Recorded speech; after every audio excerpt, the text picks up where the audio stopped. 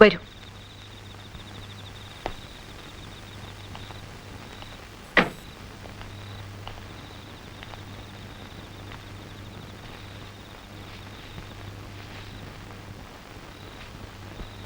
ഇന്ന് നീ സ്വയം നശിക്കാൻ തീരുമാനിച്ചിരിക്കുകയാണെന്ന് എനിക്കറിയാം. എന്തൊക്കെ സംഭവിച്ചാലും അത് നിന്റെ വിധിയെന്ന് കരുതാനേ എനിക്ക് പറ്റൂ.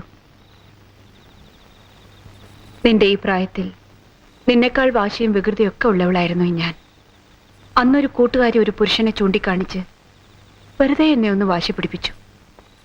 അങ്ങനെ തമാശയ്ക്കാണ് ഞാൻ നിന്റെ അച്ഛനെ എന്നിലേക്ക് വലിച്ചഴിച്ചത്. അദ്ദേഹം ഒഴിഞ്ഞു മാറാൻ ശ്രമിച്ചപ്പോഴെല്ലാം എന്റെ വാശിയും തമാശയും കൂടിയതേ ഉള്ളൂ. ഒടുവിൽ നീ എന്റെ വയറ്റിൽ പിറക്കുന്നത് വരെ പോയ ആ ബന്ധം പതുക്കെ പതുക്കെ ആരൊക്കെയോ അത് അറിയാനും തുടങ്ങിക്കഴിഞ്ഞിരുന്നു. സമൂഹത്തിൽ അദ്ദേഹത്തിനുള്ള മാന്യത, അദ്ദേഹത്തെ കാത്തിരിക്കുന്ന വലിയ വലിയ നേട്ടങ്ങൾ, സർവോപരി ദൈവത്തെ പോലെ അദ്ദേഹം സ്നേഹിക്കുന്ന നല്ലവളായ അദ്ദേഹത്തിന്റെ ഭാര്യ, ഇതൊക്കെ അദ്ദേഹത്തിന് നഷ്ടപ്പെടാൻ പോവുകയാണെന്ന് മനസ്സിലായപ്പോഴാണ് നിന്നെ ഇല്ലാതാക്കുവാൻ ഞാൻ തീരുമാനിച്ചത്.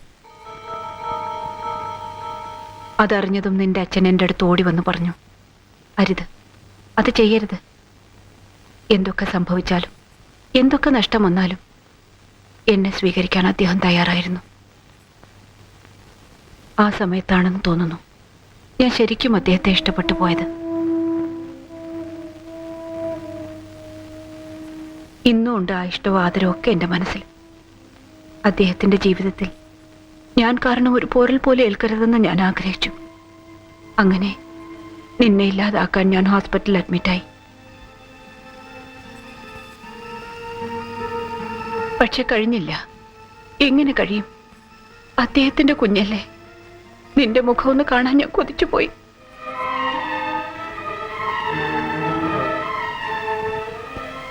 ഹോസ്പിറ്റലിൽ നിന്ന് ഇറങ്ങിയതിന് ശേഷം നിന്നെ നശിപ്പിച്ചു എന്നൊരു കളവ് നിന്റെ അച്ഛനോട് ഞാൻ പറഞ്ഞു. അന്നും അദ്ദേഹം വല്ലാതെ വേദനിച്ചു, കരഞ്ഞു. ഞാൻ പറഞ്ഞു, പിരിയാം, ഇനി ഒരിക്കലും കാണാതിരിക്കാനായി പിരിയാം. ഞങ്ങൾ പിരിഞ്ഞു.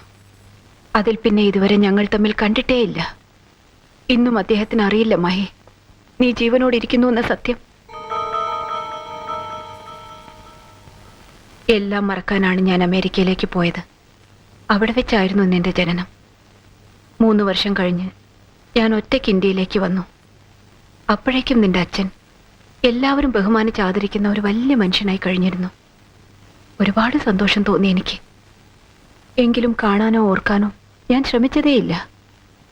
പക്ഷെ നിന്നെ മറക്കാൻ എനിക്കായില്ല. ഏതു നേരവും കൈനീട്ടിയെടുക്കാവുന്ന ദൂരത്തിലാക്കാനാണ് നിന്നെ ഇവിടെ കൊണ്ടുവന്നതും ശിവപ്രസാദിനെ ഏൽപ്പിച്ചതും.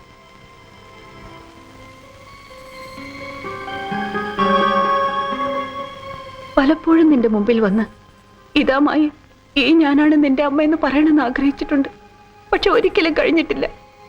നിന്റെ അച്ഛനെ ഓർത്താണ്, അദ്ദേഹത്തിന്റെ കുടുംബത്തെ ഓർത്താണ്, സ്നേഹബന്ധങ്ങളെ ഓർത്താണ്. എനിക്കിങ്ങനെ ഒരു മകളുണ്ടെന്നറിഞ്ഞാൽ ആരെങ്കിലും പഴയ കഥകൾ ഉയർത്തിക്കൊണ്ടുവന്ന് എല്ലാം നശിപ്പിക്കില്ലേ? അത് നിന്റെ അച്ഛനെ ബാധിക്കില്ലേ? അദ്ദേഹം ഒരിക്കലും ദുഃഖിക്കാതിരിക്കാൻ വേണ്ടിയാണ് ഇത്രയും കാലം ഞാൻ നിന്നെ കാണാൻ പോലും വരാതിരുന്നത്. പക്ഷെ നീ വല്ലാതെ വാശി പിടിക്കുന്നു. ആ അച്ഛൻ ആരാണെന്നറിയാൻ അതിനുവേണ്ടി സ്വയം നശിക്കുന്നു.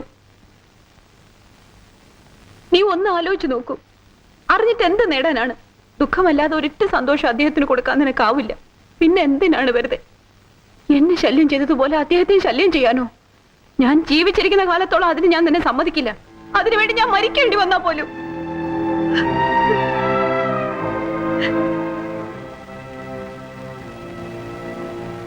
എനിക്കറിയാം, ജീവിതത്തിൽ ഒരു തെറ്റും ചെയ്തിട്ടില്ലാത്തവളാണ് നീ. നിന്നോട് ഞാൻ ചെയ്ത ദ്രോഹങ്ങൾക്ക് മാപ്പ് ചോദിക്കാൻ പോലും അർഹതയില്ലാത്തവളാണ് ഈ അമ്മ. ഞാൻ ചെയ്ത തെറ്റുകൾക്ക് എന്നെ എങ്ങനെ വേണമെങ്കിലും ശിക്ഷിച്ചോളൂ. പക്ഷെ ഞാൻ നിന്റെ കാല് വീണ് കേണ് അപേക്ഷിക്കുകയാണ്. ഒരു തെറ്റും ചെയ്തിട്ടില്ലാത്ത നിന്റെ അച്ഛനോട് നിനക്കൊന്ന് ക്ഷമിച്ചൂടെ? മറന്നൂടെ?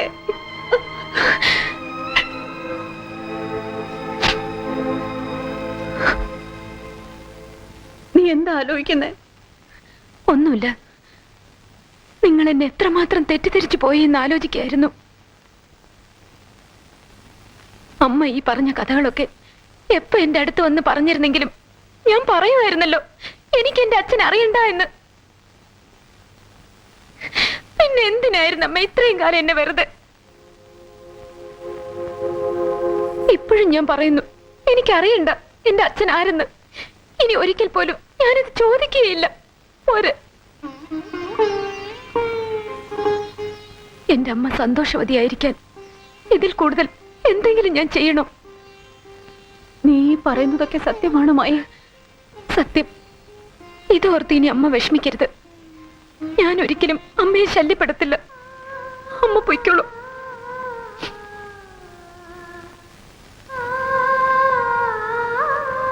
മായ, ഞാൻ എന്റെ അമ്മയെ കണ്ടുപോയില്ലേ, സംസാരിച്ചു പോയില്ലേ? ഇനി മറക്കാൻ എനിക്കാവില്ല. ആരും കാണാതെ വല്ലപ്പോഴൊക്കെ ഒരിത്തിരി സ്നേഹം എനിക്ക് തന്നൂടെ? ഒരമ്മയുടെ സ്നേഹം. കുഞ്ഞുനാൾ മുതൽ ഞാൻ ആഗ്രഹിച്ചു പോയതാണ്.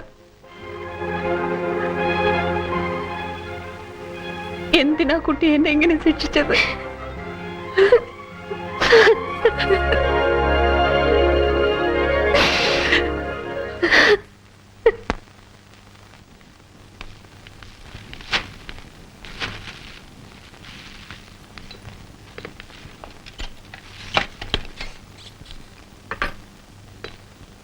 ഇതൊക്കെ എന്താണ് അമ്മേ? ഒക്കെ നിന്റെ ഫോട്ടോകളാ, കൈക്കുഞ്ഞായിരിക്കുമ്പോൾ മുതൽ കഴിഞ്ഞ മാസം വരെ ഉള്ളത്.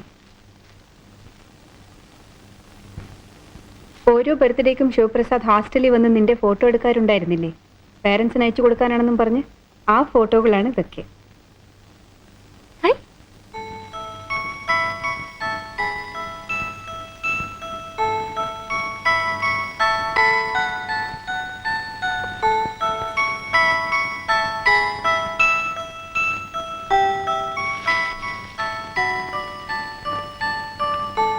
ഇനി ഇതുകൂടി ഇവിടെ ഇരിക്കട്ടെ.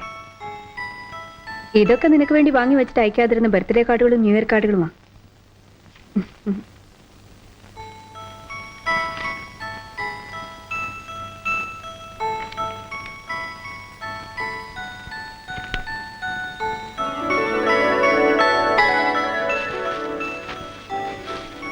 എപ്പോഴാണ് നീ ഹോസ്റ്റലിൽ പോകേണ്ടത്? അമ്മ വിടുമ്പോ. കൂട്ടുകാരികൾ ചോദിക്കില്ലേ കുറെ ദിവസം എവിടെയായിരുന്നെന്ന്? എന്താ പറയേണ്ടത്? പേടിക്കണ്ട, ഞാൻ ആരോടും പറയില്ല അമ്മയുടെ കൂടെ ആയിരുന്നു എന്ന്.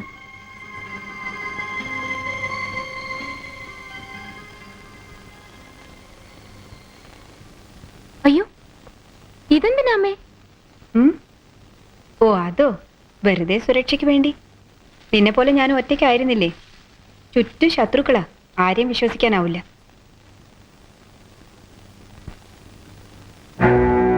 അമ്മേ,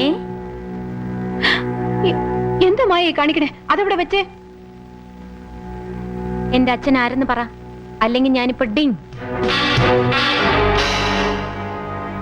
വേഗം പറ, അല്ലെങ്കിൽ ഞാനിപ്പോ ഡിങ്. എളുപ്പം പറഞ്ഞോ, അല്ലെങ്കിൽ ഞാനിപ്പോ ഡിങ്.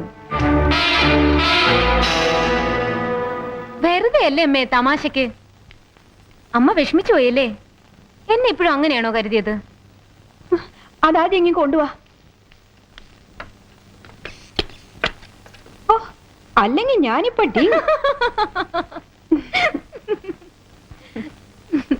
ഞാൻ ശിവപ്രസാദിനോട് പറയാൻ പോവാ. എന്ത്?